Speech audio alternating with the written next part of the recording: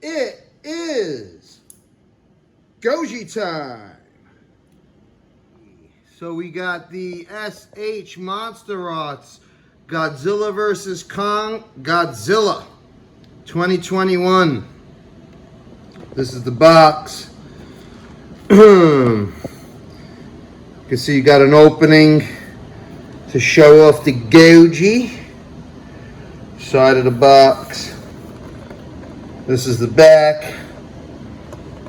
Nice display window. And the other side. Alright, let's get this sucker out. Here we have the clamshell. Alright, legendary King Goji. So this is the 2021 Godzilla vs. Kong Godzilla figure from SH Monsterarts. And I had this guy for a day now. Gotten a chance to really take a look at him, pose him.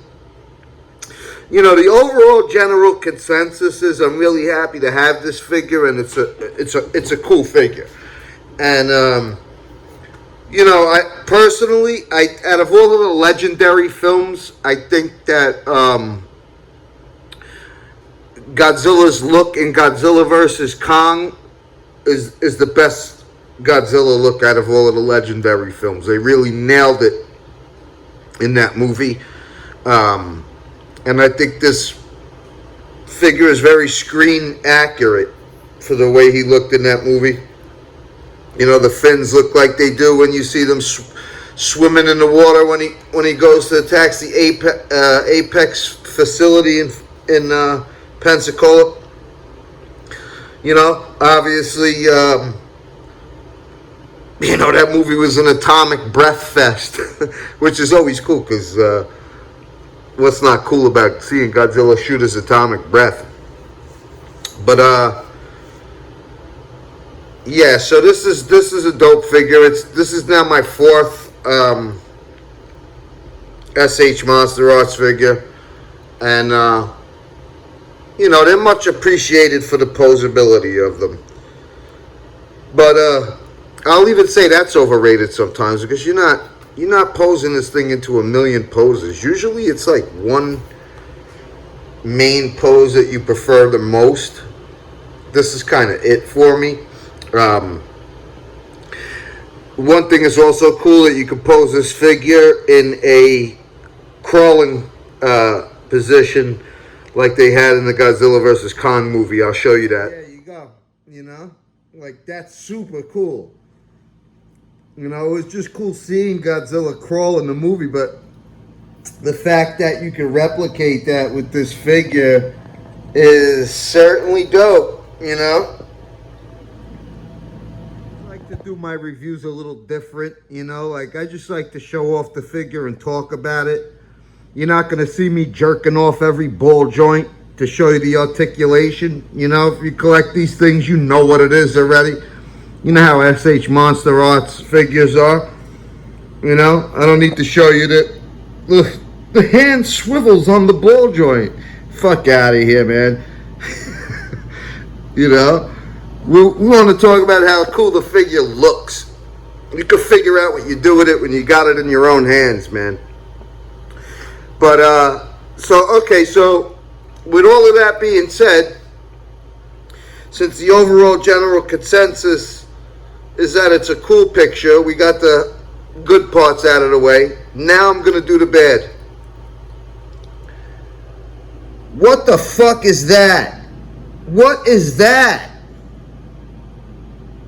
Do you see that paint job on his head? Like, come the fuck on, Bandai. I mean, that's ridiculous. Like, how can you charge expensive prices for these figures and have such a shit paint job like that? You know, like, that's just straight up lazy. Why do I even have to have that?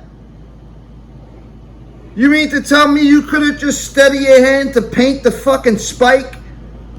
You just had to slop it on his head like that? Like, you know how disappointing it is to spend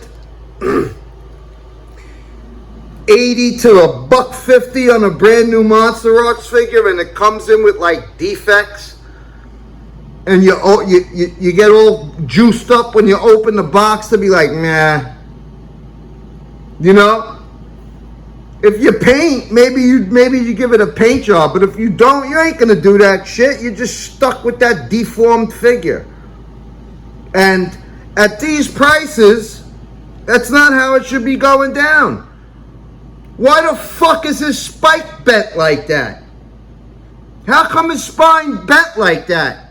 SH Monsterarts. I want a fucking in-shape, perfect fucking spike if I'm spending $80.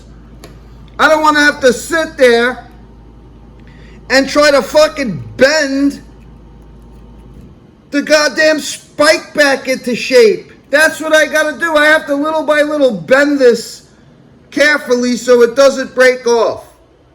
This one's bent that way, this one's bent that way. Can't you give us some perfect fucking spikes? Like, you shouldn't even be shipping out figures with those type of mistakes on them, right? Then, let's go over here to the arm. What the fuck is that? Why is this arm sticking all the way out like that? Why is his right arm bigger than his left arm, where he looks like he got a dislocated shoulder? Kong is the one with a dislocated shoulder in the movie, not fucking Godzilla. So, at the very least, it's, you know, I've seen some figures have this dislocated shoulder thing worse than others. I figured out a way like where you can't really see it if you have it in a certain way. So his arm's got to be like around there, you know. Otherwise, my figure's looking like he's got a dislocated shoulder. $100. Yeah, that's exactly what I want. A figure with fucked up paint on his head, bent up spikes, and a fucking dislocated right shoulder that's bigger than the left. I mean, come on, Bandai. And the Mecha Godzilla that's coming out, it's $150 on pre-order. Like, if I get that and something's wrong with that, I'm coming for y'all next. That's some bullshit. It's bullshit. He got this on his neck here, this little piece. Like, what the hell is that, man? You know, a fucking wedding band? It goes in, it comes out, it goes in, it comes out. Like, holy cow. I really like this figure, though. But I mean, come on, man. You know, I'm trying to get the fucking spike bent into place. I would like the figure even more if it was like $40. $100. I want a straight spine, man. I don't want a fucking pinky ring around his neck. I want his fucking arms to be the same size so he don't look like he's carrying around a dislocated arm. I want the paint to be normal.